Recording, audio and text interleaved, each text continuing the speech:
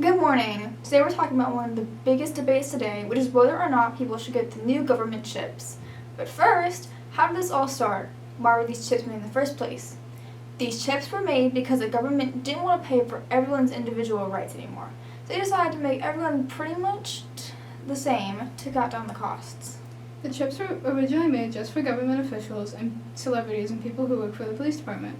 Now they are being put out to the public because the government realized just how beneficial they truly are.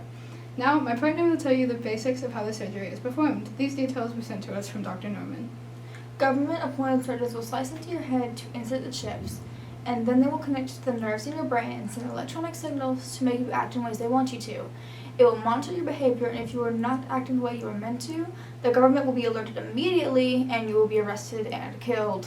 The procedure costs about $1,500 and the recovery takes about 2 months. The mortality rate for this procedure is 45%.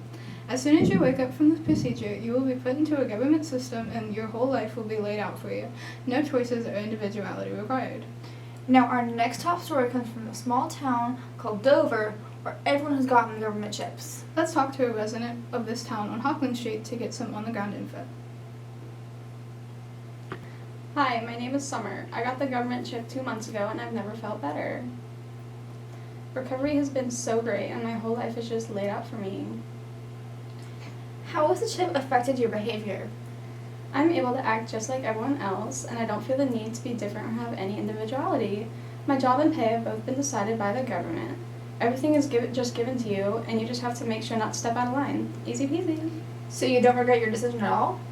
Of course not. Life is much better when everyone is exactly the same. Individuality will just cause more problems. It's inevitable. Thanks for being with us today, miss. Next up, we have live coverage of violent protests happening across the country in response to these chips. But first, a commercial break, sponsored by Raid Shadow Legends. Raid Shadow Legends.